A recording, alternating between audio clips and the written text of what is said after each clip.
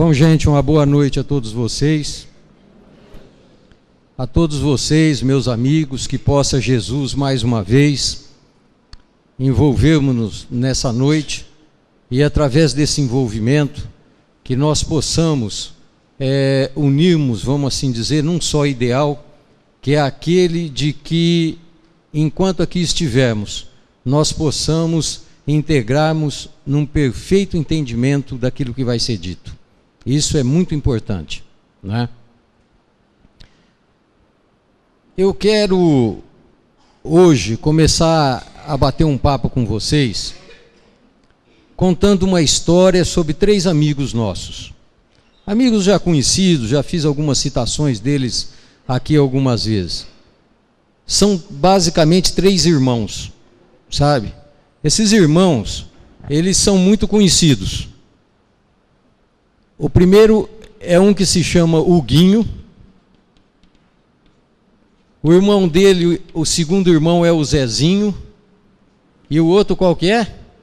O Luizinho. Esse todo mundo conhece. É o Luizinho.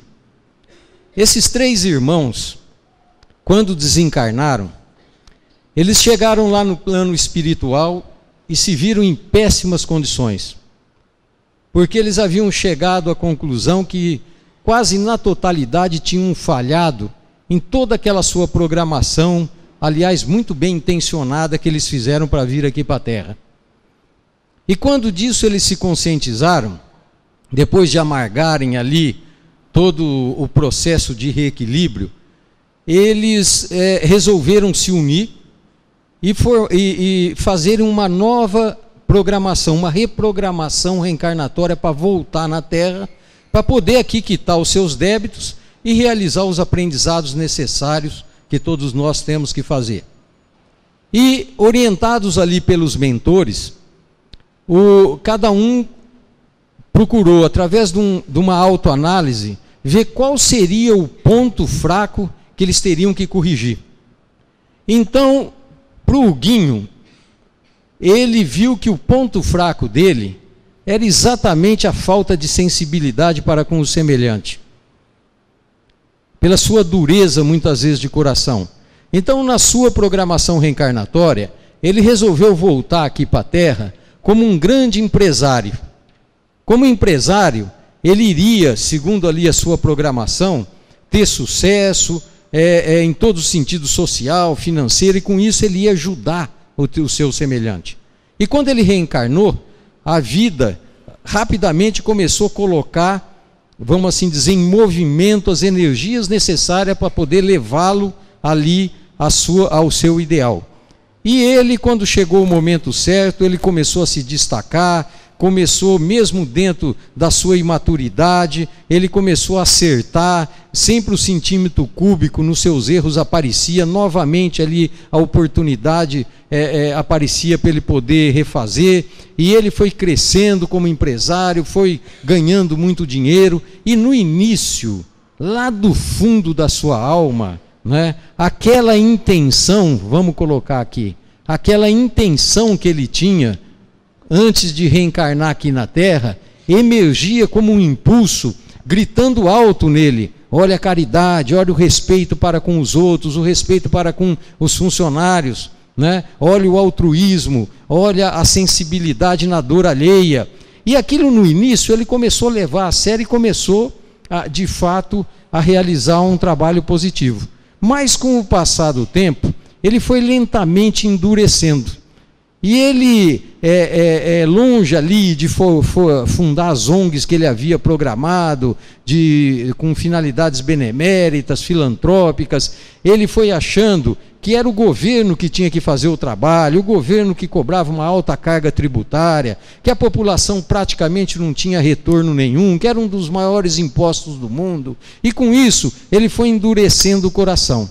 E no momento em que ele desencarnou, já velho, ele chegou no plano espiritual e extremamente frustrado, porque ele viu que mais uma vez ele havia falhado. E ele falou a palavra terrível quando nós chegamos lá: falhei. Por sua vez, o seu irmão, o Zezinho, o seu ponto fraco onde ele tinha que refazer, era exatamente na área da religiosa, na área da religião. Então a espiritualidade chamou ali e falou: olha, você tem várias opções. Você pode vir aí pastor evangélico, pastor protestante, você pode vir espírita, você pode vir católico, o que você escolhe? Ele falou: olha, devido às condições que a igreja me favorece, que tem uma infraestrutura como nenhuma outra religião, eu resolvo abraçar o sacerdócio. E ele, de fato, reencarnou com a finalidade de ser padre. E quando chegou no momento certo, onde ele se ordenou, os primeiros impulsos de boa intenção que ele tinha antes de reencarnar começaram a emergir violentamente do fundo de sua alma. E ele começou, no início, de fato, a promover aquilo que havia prometido, né? Começou a se aproximar dos mais carentes, começou a tentar ali fundar asilos, casas beneméritas, e assim foi, até que em determinado momento ele começou lentamente a decair. Ele começou a deixar o orgulho brotar para fora. E aquelas pessoas que haviam programado junto com ele dar o respaldo aqui na terra, né, que eram ali os que cooperavam, começaram a abandoná-lo. Porque ele falava que ele era a autoridade máxima, ele era a autoridade eclesiástica que não podia ser discutida, que os outros eram laicos, eles eram leigos, e que só ele podia tomar as decisões. E foi enveredando pelo caminho do orgulho, pelo caminho do álcool, pelo caminho ali da falta de castidade, a pobreza, ele havia esquecido o voto de pobreza, e com isso ele desencarnou novamente. Ele falou o quê? Quando ele chegou no plano espiritual novamente, ele falou a terrível palavra que a maioria de nós fala: falhei, mais uma vez na reencarnação. Por sua vez, o seu irmão, o Luizinho, ele resolveu não complicar muito a vida, porque o seu débito maior era em nível familiar. Aí ele falou: não, esse negócio é muito complicado aqui, de fazer caridade, esse negócio todo. Falou: então eu quero apenas reencarnar para cumprir a missão, e uma grande missão, de ser o quê? De ser chefe de família. E de quebra, para poder promover uma caridadezinha, eu vou ser médium, ele falou. E ele reencarnou com essa finalidade. E quando aqui chegou na Terra, no momento certo, ele conheceu a sua companheira, ao qual ali no plano espiritual eles haviam programado, e de fato ele a amava do fundo do coração. Ele casou, ele teve filhos, né? Exercia mediunidade ali dentro das suas possibilidades, nos momentos de folga, mas lentamente começou a emergir, mesmo com aquela boa intenção que ele reencarnou, começou a emergir impulsos contrários àquilo ali. E os velhos hábitos, os velhos vícios começaram a aflorar novamente na sua alma. E ele lentamente foi se dedicando ao jogo, foi se dedicando à bebida. Em certa idade, ele achou que não amava mais a mulher, a esposa, ele confundiu o amor com paixão, e ele casou novamente, e ali ele foi complicando, ele foi através do jogo, perdulário, e no momento em que ele morreu velho, pobre, abandonado pelos filhos, e falou a terrível palavra que a maioria de nós fala quando chega do lado de lá: falhei. Isso está na literatura espírita, que a grande maioria não cumpre na totalidade a programação reencarnatória que faz. O interessante, gente, que é a colocação que eu quero fazer aqui, é que todos nós, sem exceção, quando nós reencarnamos, nós temos isso aqui, ó. Nós temos uma boa intenção. Nenhum espírito faz uma programação reencarnatória para falhar. Isso é óbvio. Mas a pergunta é exatamente essa: então por que cargas d'água a gente falha? Porque falha de um modo às vezes monumental, desastroso até, vamos assim dizer, né? E todos nós viemos muito bem intencionados. E isso é um conflito milenar, não é de agora isso aí. Porque se vocês forem ver Paulo de Tarso, que ele falou uma frase que ficou marcada todos esses séculos, aonde ele expressa esse conflito de um modo muito assim, vamos dizer, prático. A frase que ele fala no Evangelho é a seguinte: Ele fala: porque não faço o bem que quero, mas o mal que não quero, esse eu faço. E olha que quando ele cunhou essa frase, vejam bem, era segundo ele quando ele já tinha sido crucificado com Cristo, quando ele já havia se convertido ao cristianismo de corpo e alma, mas mesmo assim ele falhava. Ele tinha boa intenção, mas ele falhava. Está lá a sua frase no Evangelho. O povo, de um modo geral, a população, muitas vezes eles não têm a versatilidade da língua, das palavras, eles não têm às vezes a percepção ali, a profundidade filosófica dos eventos, mas a população, o povo em geral, tem uma sabedoria inata dentro dele, intuitiva. E o povo cunhou também uma frase, onde ele fala assim, que de gente bem intencionada, o inferno está cheio. Não é verdade? Então, boas intenções, todos nós temos, quando nós reencarnamos. Mas por que quando a gente chega aqui na Terra, a gente falha? Essa é a pergunta que nós teríamos que fazer para nós mesmos. E isso aqui eu citei um exemplo fictício e banal. Mas se vocês começarem a compilar os livros de história da humanidade, vocês vão ver que todos os erros estão dentro desse contexto de falha e ao mesmo tempo de boa intenção. Exemplo rápido: Maria de Nazaré, a mãe de Jesus, ela tinha o hábito de sempre sair, fazer o percurso ali do pretório, né, onde o filho havia sido julgado, até onde ele tinha sido crucificado. E isso virou um hábito em Maria, mãe de Jesus. E começou a tornar um hábito também entre os antigos cristãos, não é? Então, quando o imperador Constantino se converteu ao cristianismo, ele construiu uma basílica que ficou conhecido como a Basílica do Santo Sepulcro, exatamente nos jardins, no quintal ali da casa de José de Arimateia, onde Jesus tinha sido sepultado e ressuscitou. E ali aquela Basílica do Santo Sepulcro, como até hoje, virou ali o sinônimo de peregrinação de todos os fiéis, né, adoradores de Cristo, que respeitavam Jesus ali como aquele espírito mais evoluído. E o que acontece é que em uma determinada época, os muçulmanos sírios invadiram Jerusalém e destruíram a cidade, conquistaram a cidade e destruíram o Santo Sepulcro. Isso deu origem a uma das guerras mais selvagens da humanidade durante quase 200 anos, que foram exatamente as Cruzadas. Então o que o Papa Urbano II fez? Ele conclamou ali a população de um modo geral, né, e formaram exércitos para poder reconquistar o Santo Sepulcro. E reconquistaram, de fato, ali. E no momento em que reconquistaram, todos os peregrinos novamente voltaram, mas as estradas de Jerusalém eram muito perigosas. Então havia necessidade de se criar uma milícia para poder policiar ali os salteadores, os bandidos, assassinos, estupradores que ali abusavam dos peregrinos.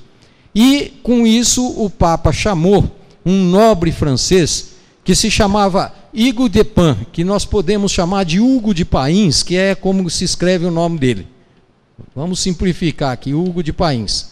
O Hugo de Pains, ele foi incumbido de estipular uma milícia, de formar uma milícia.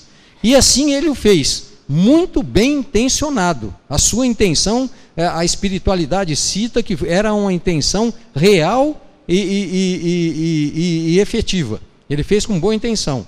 E ele fundou uma ordem chamada os Pobres Cavaleiros de Cristo, que depois ficaram conhecidos como os Templários, os lendários, né, Templários ali. Porque a sede deles foi dada exatamente onde supostamente era o Templo de Salomão.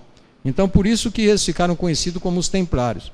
Então o Hugo de Pains, o que ele fez? Ele arregimentou 9 monges, aonde o Vaticano, o Papa, autorizou o porte de arma, porque os religiosos eram proibidos também naquela época de portar armas. E com a autorização do Papa, esses 9 monges formaram essa ordem dos Templários. Só que desses 9 monges, foram lentamente crescendo o número de um modo absurdo. Então Hugo de Pains resolveu chamar um outro monge chamado Bernardo de Claraval, que nada mais foi que o São Bernardo, que depois foi canonizado, né, e tornado doutor da igreja, para que o São Bernardo pudesse fazer o estatuto da ordem. E o São Bernardo, extremamente bem intencionado, né, ele fez um estatuto extremamente rigoroso, combatendo a luxúria, a vaidade, fazendo os votos de castidade, o voto de pobreza, e era de fato um pessoal extremamente sério.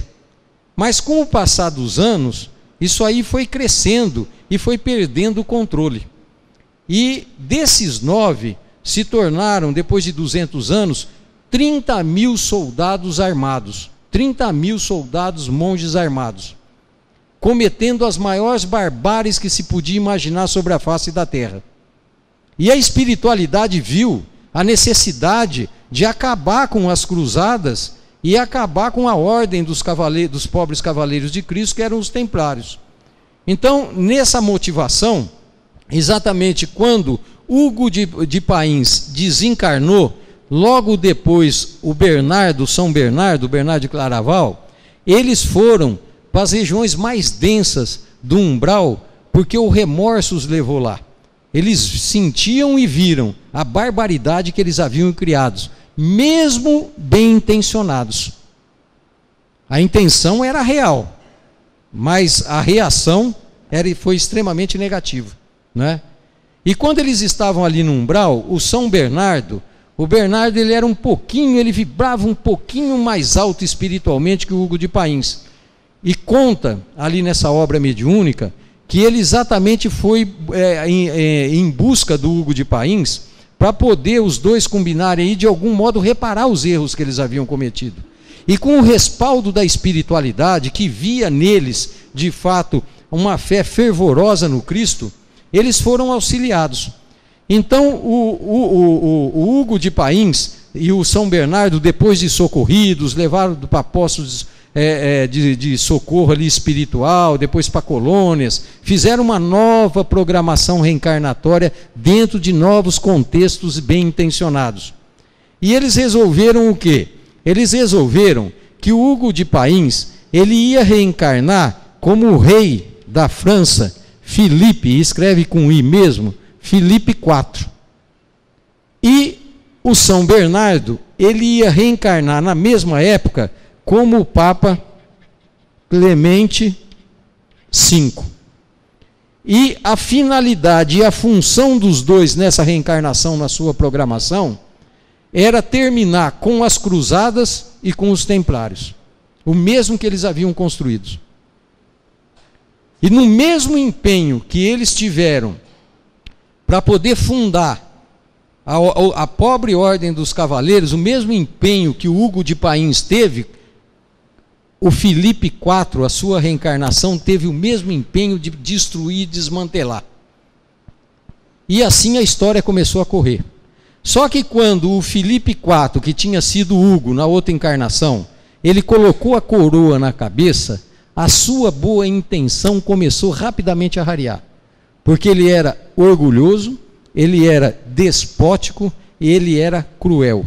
Ele ficou conhecido como Filipe o Belo, porque dizem que ele era muito bonito, mas também como Filipe o Mão de Ferro, porque ali ele não perdoava absolutamente ninguém.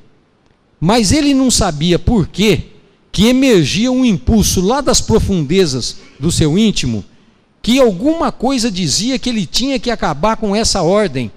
E o Papa, mesma coisa, brotava um impulso no Clemente em que ele não sabia de onde vinha, mas que ele tinha que terminar com aquela guerra selvagem que eram as cruzadas. E os dois começaram lentamente a trabalhar para que isso de fato acontecesse. Todos os dois muito bem intencionados com isso, não é? Só que ao longo de todo esse episódio, o Filipe IV, na sua corte, começou a frequentá-la um indivíduo chamado Tiago de Molé. O Tiago de Molé, ele era o grão-mestre da Ordem dos Templários. descreve a figura do Tiago como um homem alto, de uma beleza incomparável, com a sua capa, com aquela cruz vermelha na capa grande, com a sua espada de cabo de madrepérola, um homem de mais de 1,85 m, né? Aonde ele impressionava no lugar que ele chegava. E ele, frequentando a corte, ele veio a conhecer Joana, que era a esposa do rei Filipe, era a rainha, era a esposa do rei Filipe IV. E o rei absolutamente não ligava para Joana, porque ele havia contraído esse matrimônio por um interesse político, como era muito comum na época. Tanto é que ela, na sua frustração, ela teve uma depressão e desencarnou aos 33 anos de idade. E ela, devido à sua carência, devido à própria atração do Tiago, ela se sentiu extremamente atraída por ele. Mas tanto ela quanto o Tiago de Molé, eles tinham uma moral extremamente elevada. E os dois, mesmo se sentindo atraídos, nunca se aproximaram. Mas o Filipe, que não era bobo, percebeu, porque marido percebe, né? Ele percebeu, falou, tem alguma coisa aí. Mesmo ele não tendo comprovações, ele tinha ciúme dentro dele, mesmo também não amando absolutamente a esposa e não se interessando por ela, não é? Só que quando, através de um trato, através do Papa e do rei, eles resolveram desmantelar a ordem, e o Papa falou assim, eu vou lançar um decreto aonde nós vamos terminar com a cruzada, com as cruzadas, e nós vamos ao mesmo tempo desmantelar a ordem dos templários. Só que a única coisa que eu peço, o Papa Clemente falou para o rei Filipe, é que você não tome atitudes. Como eu sou a autoridade máxima, e o Papa era, todos iam obedecê-lo, isso sem dúvida nenhuma, não há necessidade de derramamento de sangue. Eu vou extinguir a ordem, vão ficar todos sob minha tutela, e eu me responsabilizo por isso. Mas mesmo assim, o Filipe, levado pelo ciúme, ele pegou o Tiago de Molé e queimou na frente da Catedral de Notre-Dame em Paris. Os livros de história falam que foi atrás. Os livros mediúnicos falam que foi na frente da igreja. Tanto faz, porque morreu queimado, né? Morreu na fogueira. Então, isso tudo, eles terminaram. Eles cumpriram aquilo que eles haviam feito na sua programação reencarnatória, mas cumpriram permeado esse impulso, permeado de erros, sabe? Então, muitas vezes, nós não sabemos de onde emerge aquele impulso que instintivamente a gente sabe que tem que fazer. E na grande maioria das vezes não faz. Por que que a gente não faz?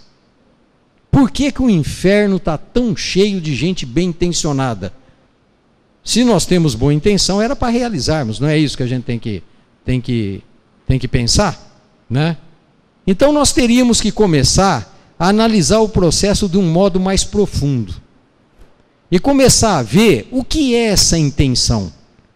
Porque muitas vezes eu falo, todo mundo fala, não, mas eu não tinha intenção. E é sincero, viu, gente? Não tinha. Mas por que na hora do vamos ver você toma atitudes que nem você sabe por que você tomou? Você vai analisar e você, gente, que coisa mais louca, sabe? Eu quero isso e ao mesmo tempo o meu impulso faz isso. Porque o impulso, ele precede muito a atitude. Você primeiro tem um impulso, né? Aí você tem a atitude, mas não tem jeito de você colocar isso aí num modo preventivo, num stand-by.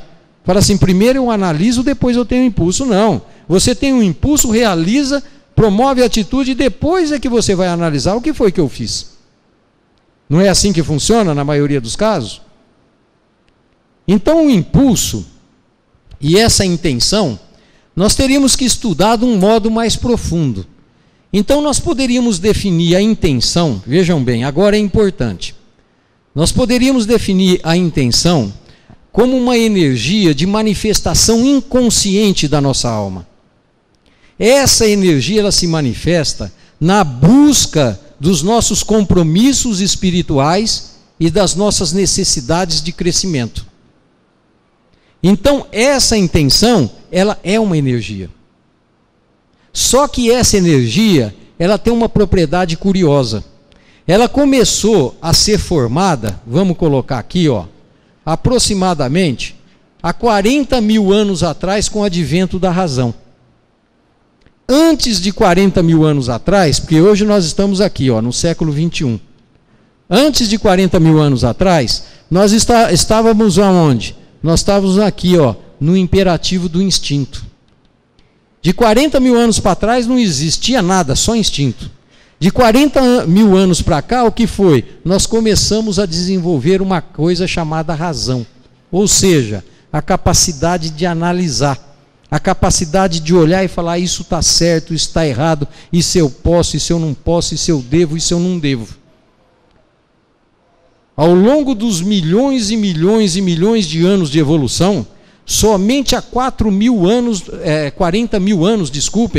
nós estamos desenvolvendo isso aí. A evolução promovida no espírito humano, aqui no período do instinto, foi uma evolução promovida pela graça, vamos assim dizer. É a evolução pela graça, aonde você enxerga a mão de Deus. Daqui para cá, a evolução, ela vem também pela graça, né? Mas nós temos a ferramenta do livre-arbítrio. É o livre-arbítrio que diz, isso eu posso, isso eu não posso, isso eu vou fazer, agora isso eu não quero fazer. Então, daqui para trás, é a mão de Deus, é a graça, é aquele processo contínuo, com o seu tempo certo, com a sabedoria e a inteligência suprema estipula. Daqui para frente nós somos colaboradores e sócios de Deus na criação da nossa realidade. Ou nós aumentamos a velocidade, ou nós diminuímos e andamos muitas vezes para trás. Então isso nós temos que entender para podermos fechar ali na frente o que eu quero dizer. Sabe? Então a intenção, ela não deixa de ser uma energia. E essa energia, ela tem esse tipo de propriedade aqui, porque daqui para cá não tinha amor, não tinha opção. Eu já citei isso aqui, quando nós vemos, por exemplo, no Discovery, nesses documentários aí de animais, quando você vê, por exemplo, a leoa defender o leãozinho, né, com a própria vida, aquela coisa toda, defende o próprio leão, porque o leão machuca o seu filhote, porque ele não tem um instinto materno. A gente olha e fala, olha o amor na cena. Isso não é amor, isso é instinto puro, é a mão de Deus. Ali você enxerga a mão de Deus pela graça. Ela defende o filhote exatamente porque ela tem um impulso instintivo da preservação da sua espécie. É antes um processo egoísta do que amoroso. Então, durante 40 mil anos, nós evoluímos desse modo. Quando nós chegamos nesse ponto, o que aconteceu? O livre-arbítrio começou a atuar. E ao longo das sucessivas reencarnações aqui, que foram acontecendo, nós fomos entrelaçando no tecido da alma essa energia chamada intenção. E hoje nós estamos aqui no ponto exatamente que nós chegamos. Quando nós reencarnamos, o que acontece? A intenção, ela funciona como uma força de atração, onde ela vai organizando e aglutinando todas as nossas experiências como espírito. E isso cria, vamos assim dizer, um campo de gravidade, né? Esse campo de gravidade, ele gera exatamente uma energia, um eixo que vai da nossa alma até o nosso inconsciente. E quando eu falo alma, vocês podem chamar de eu superior, de self, da nossa parte mais divina, chamem como quiserem. Mas ela parte, a intenção, essa energia de melhora, porque a intenção é uma energia de melhora, ela parte da alma até o inconsciente. A grande problemática disso, que nós não entendemos e por isso é que nós ficamos em dúvida, por que nós não realizamos aquilo que programamos, é que quando chega em nível de inconsciente, o que acontece? Essa energia que nós entrelaçamos no tecido da alma, que é uma energia de melhora, ela sofre um desvio aqui no inconsciente.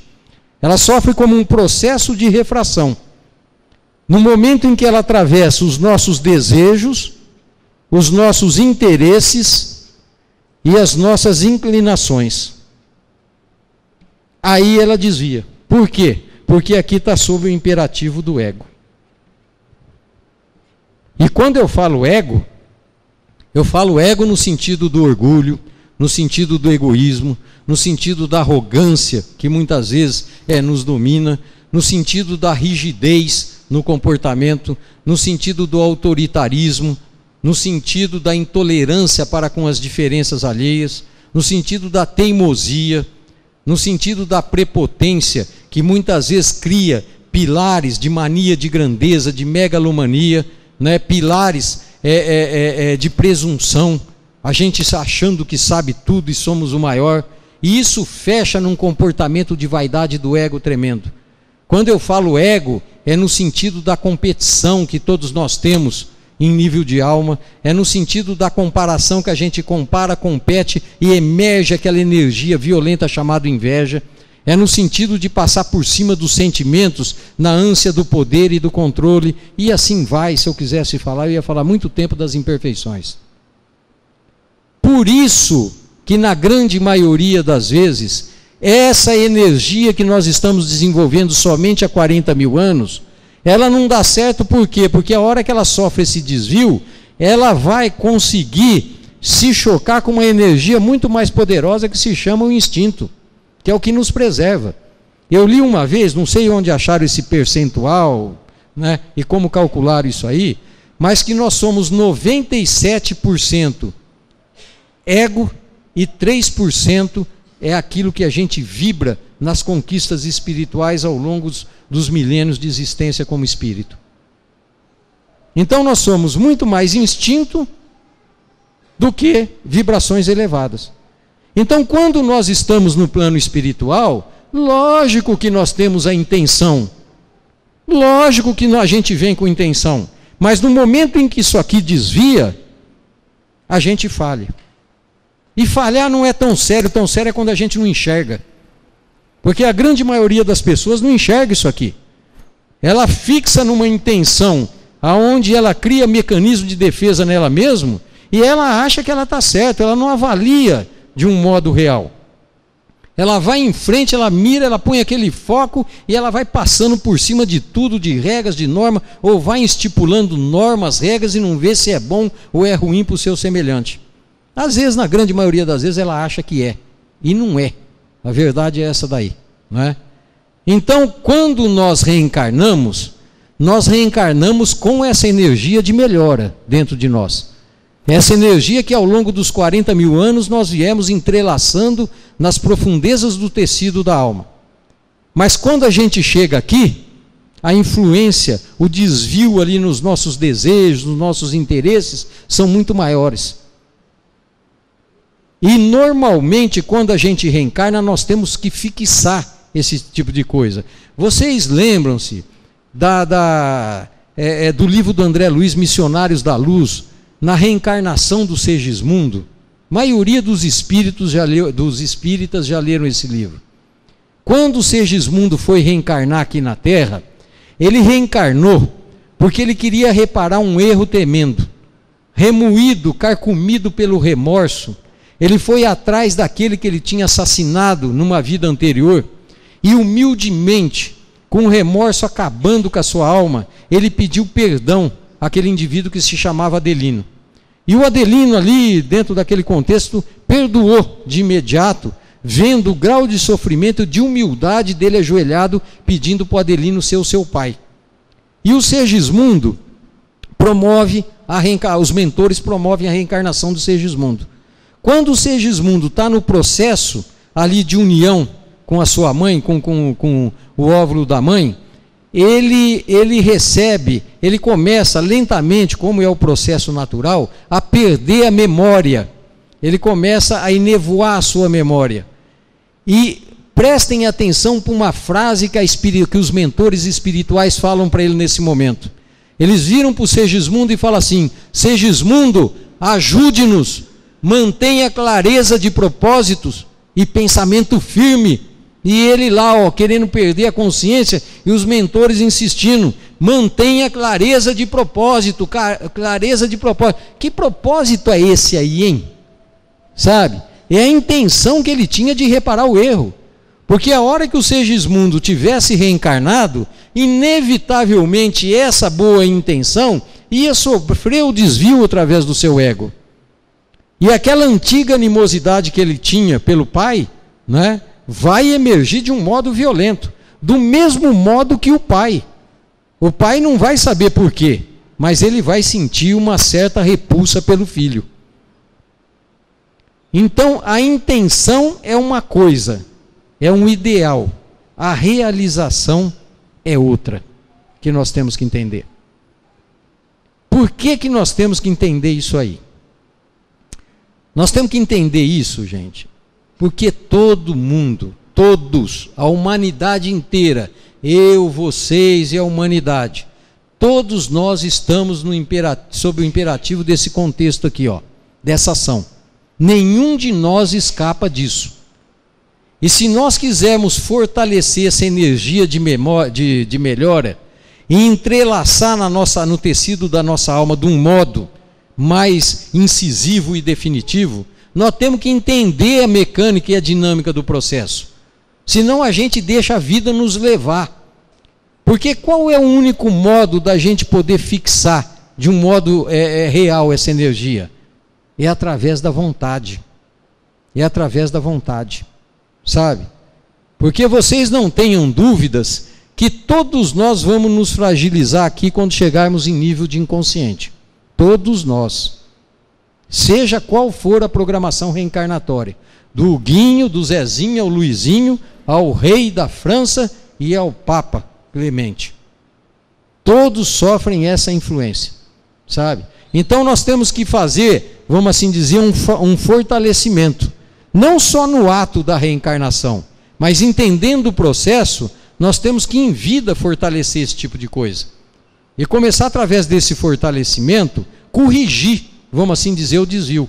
Quanto mais nós fecharmos o ângulo de desvio aqui no inconsciente, maior é o fortalecimento dessa energia, que não deixa de ser um eixo de alinhamento da vida mental.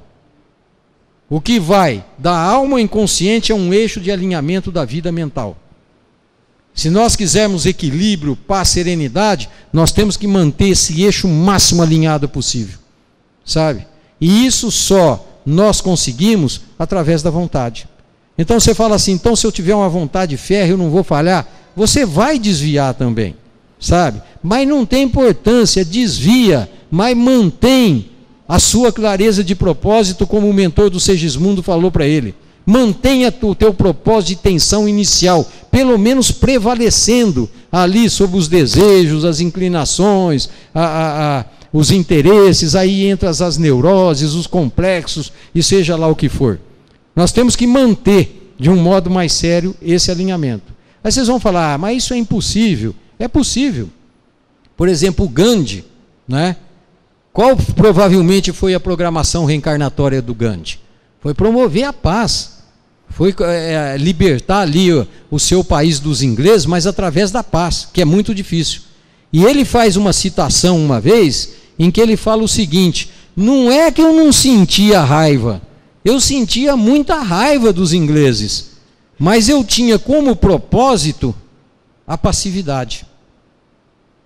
Então, quer dizer, era a vontade que estava imperando nessa linha nesse eixo de alinhamento da vida mental do Gandhi.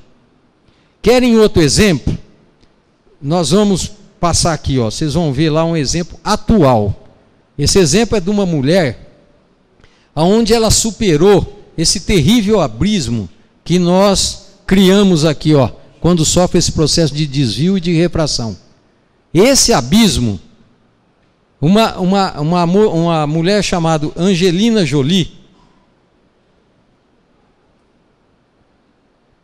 vejam lá, ó, deu para projetar? Vai ligar? Tem que esquentar.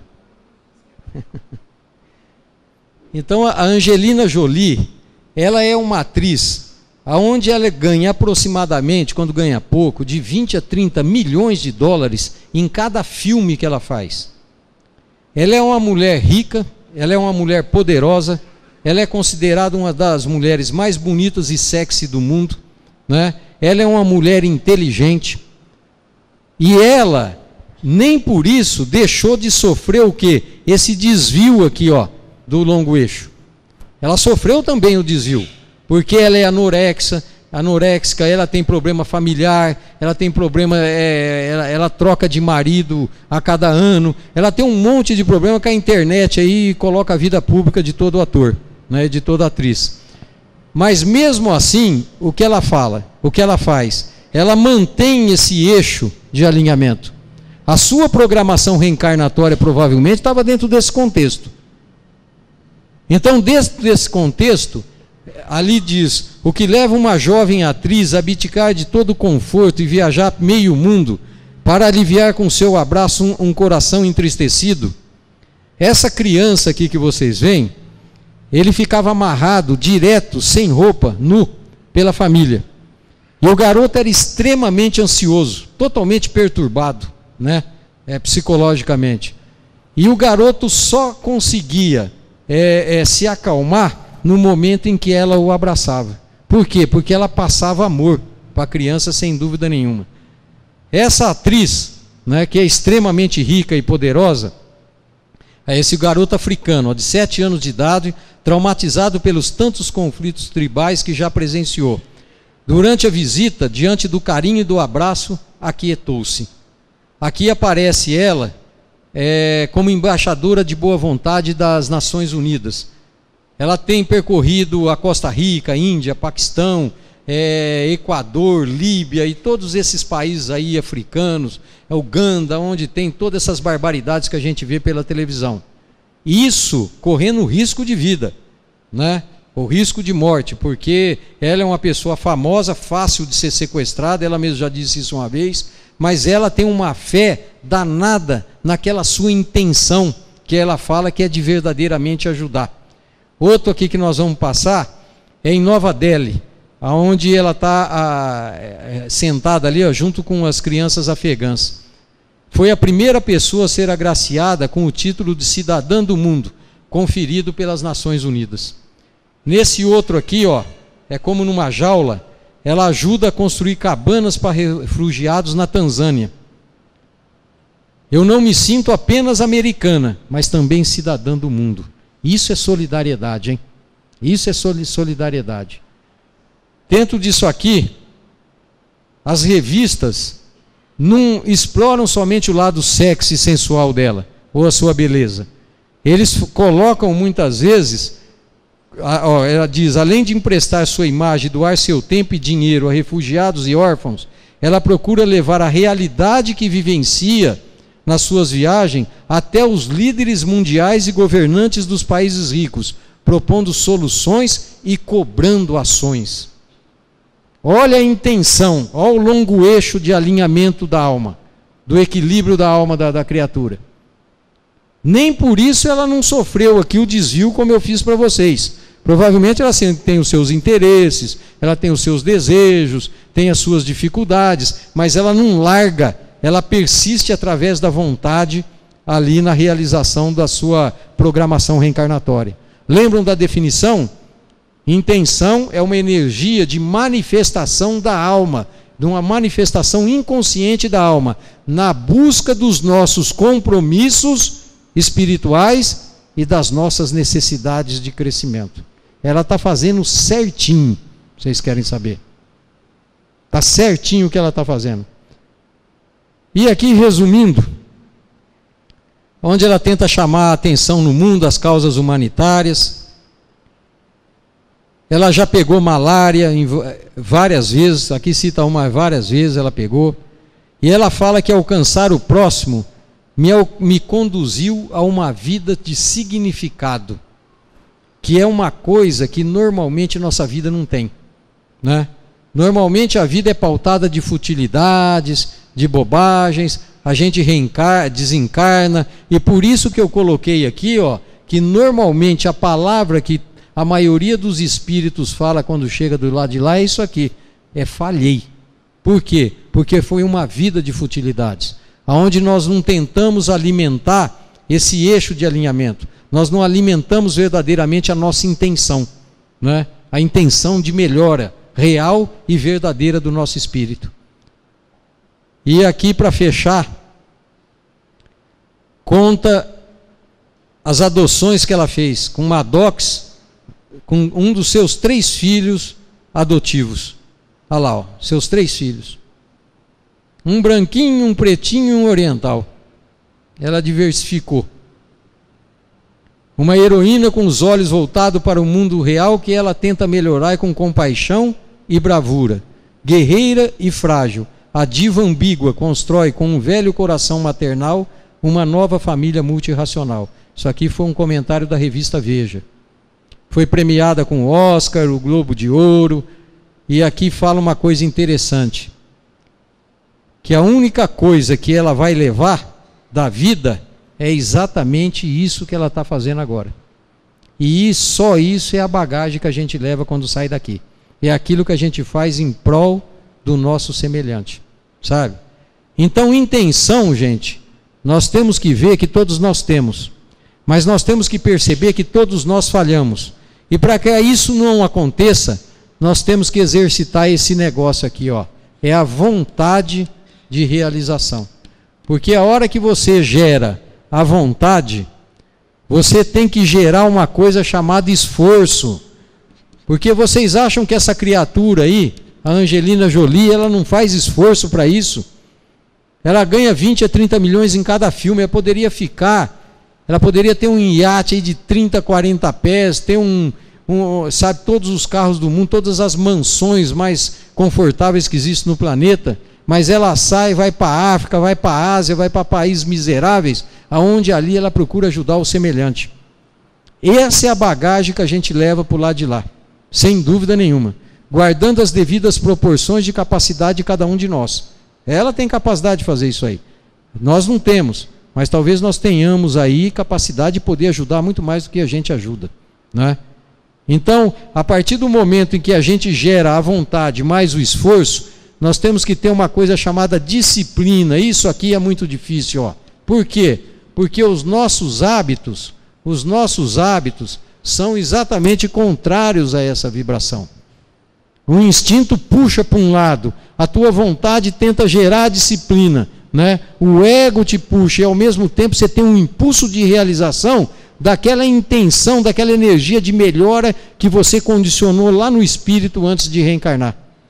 Por isso que eu falei que a frase de Paulo de Tarso é um conflito existencial da humanidade de milênios. Por que não faço o bem que quero, mas o mal que não quero, esse eu faço? É isso aí, ó, que eu expliquei para vocês. É esse mecanismo. Então o que nós temos que fazer é essa conscientização que todos nós erramos, mas que nós temos a vontade, o esforço e a disciplina que pode ser gerada. Quando isso acontece, o resultado final ali é esse aqui, ó, a mudança íntima da criatura.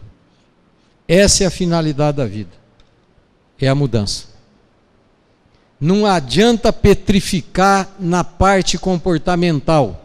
Isso eu falo, repito, toda bendita e santa palestra que eu faço. E quando eu falo, eu não estou pregando sermão, porque eu estou falando para mim também, para eu mesmo, sabe? Eu não estou falando isso aí para dar lição de moral de modo nenhum. Todos nós estamos embutidos dentro disso, sabe? Então, quando nós temos verdadeiramente a vontade de acertar, nós não temos que mudar só o comportamento. Nós não temos que mudar aqui, como eu costumo dizer. Nós temos que mudar aqui, ó, no coração. Não adianta entregar 20 anos a cesta básica, 30 anos o leite na favela, 50 anos organizando entidades espíritas, 15 anos fazendo o mesmo curso. Não adianta. Porque a hora que desencarnar, a literatura espírita está cheia de citações, onde o camarada aporta no plano espiritual cheio de desequilíbrios emocionais, e quando ele é socorrido, ele vê que aquilo que ele fez não foi com sentimento, foi devido a regras, a paradigmas, a conceitos, e ele criou um hábito naquele negócio, durante 10, 20, 30, 40 anos. Então o que nós temos que fazer com o hábito é gerar o sentimento. Cada atitude tem que ter sentimento. Porque se nós não tivermos sentimento, nós estamos perdendo tempo. Nós vamos chegar do lado de lá e falar isso aqui, ó, falhei. E sentimento só se desenvolve com empatia, com vontade, com esforço, com disciplina, de olhar para o outro e sentir a dor que o outro está sentindo. E mesmo assim, nós vamos falhar inúmeras vezes. Sabe? Mesmo assim. Então hoje, o que mais eu observo na conversa com as pessoas é um sentimento terrível, sabe? Que judia e amargura a vida e acaba com a vida do indivíduo, que é um sentimento chamado culpa. Todos nós desenvolvemos culpa exatamente por causa disso aqui, ó, por falta de entendimento disso. Todos nós temos boa intenção, mas todos nós erramos. Mas esse erro, no momento em que ocorre o desvio, esse erro tem que ser reparado, porque a culpa é extremamente benéfica. Ela só não é benéfica quando ela se torna remorso. Porque a culpa faz o quê? Desencadeia o arrependimento, para o arrependimento poder fazer a reparação. Quando nós não arrependemos e achamos que arrependemos, a culpa não cessa. Nós vamos remoendo essa culpa, ela se transforma numa coisa chamada remorso. E o pior dos remorsos não é aquele que nos dá depressão aqui enquanto nós estamos encarnados. O pior dos remorsos é aquele quando a gente desencarna. Tem um livro chamado Gisele, psicografado por uma escritora chamada Mônica de Castro, aonde essa escritora ela faz a citação que Gisele era um personagem que era um amante de um padre inquisidor. E esse padre inquisidor, na Idade Média, ele usava a Gisele, que era muito bonita, era de uma beleza sem igual, ele usava a Gisele para poder infiltrá-la dentro das famílias muito ricas, e ali ela ia vendo onde era o ponto fraco, normalmente em famílias de judias. E no final o padre ia lá, o inquisidor, pegava o chefe da família, queimava, acusava de heresia, de feitiçaria, pegava os bens materiais, dividia metade para ele, metade para a igreja, metade para o governo, né, para o rei, e com isso destruía, desmantelava toda a família. E a Gisele foi ali durante o romance aprontando uma atrás da outra. Quando ela desencarnou, ela tomou posse da sua realidade de erros. Mas no momento da desencarnação, o seu pai, que já tinha ido há muito tempo, e havia prometido que ia buscá-la quando ela estivesse desencarnando, foi auxiliá-la no seu processo de desencarnação. E estendeu a mão para ela e falou: Gisele, lembre-se que Deus perdoa o pior dos pecados. Não mergulhe no sentimento de culpa. Mas a culpa nela estava muito incrustada no seu espírito. E a Gisele, com os olhos baixos, falava assim: mas eu não mereço absolutamente isso aí. E o pai ali, refulgindo em luz, falava: não, fixe o pensamento em Jesus, fixe o pensamento em Deus. E do lado, conta o romance, que todos aqueles que ela havia prejudicado, aqueles obsessores, estavam do lado esperando. Eles não podiam agarrá-la para levá-la às profundezas do umbral, porque a luz do pai não deixava. E eles simplesmente estavam esperando a decisão da Gisele. Mas a decisão dela foi de autopunição. No momento em que ela abaixou os olhos e falou: não, eu não mereço ajuda, eu mereço ser castigada. Aí o que aconteceu? Ela olhou e viu o pai se desvanecendo lentamente. Aí a horda de obsessores envolveu-a e levou ali para as profundezas do umbral.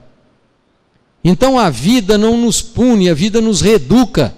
Mas para nós sermos reeducados, nós temos que ter conhecimento. A pior hora do indivíduo sentir remorso é no momento em que ele está desencarnando. No momento que nós estamos desencarnando, nós temos que ter uma coisa chamada auto-perdão. Nós temos que nos perdoar, porque todos nós, desde o mais simples Zezinho até o mais pomposo rei da terra, todos nós passamos por esse processo da intenção.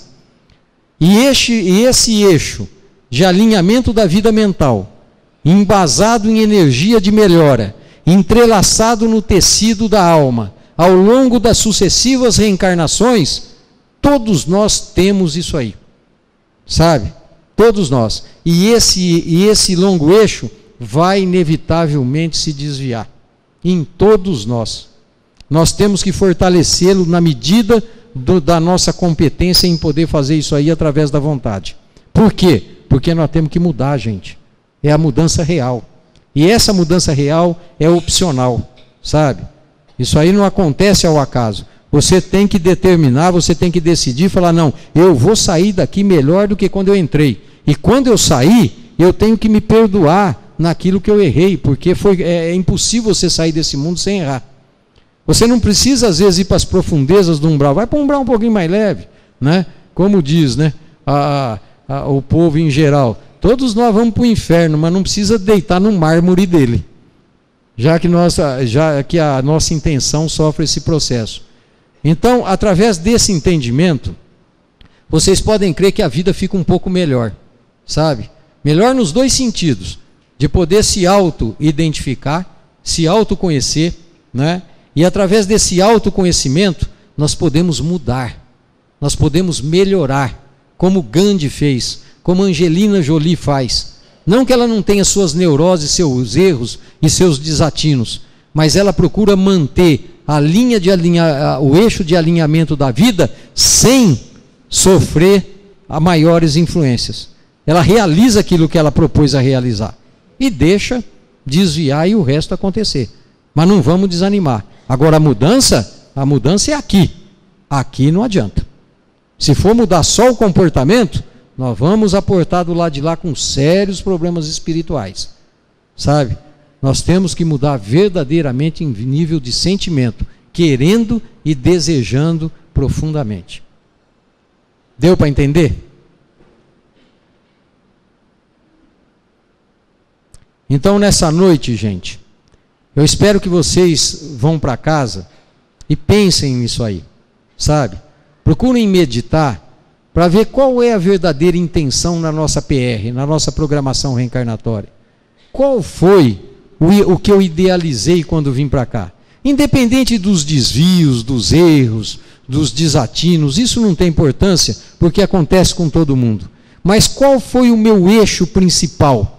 Que partiu lá da minha alma, da minha parte mais elevada que se comunica com Deus e mergulhou ali no inconsciente para poder realizar isso aí.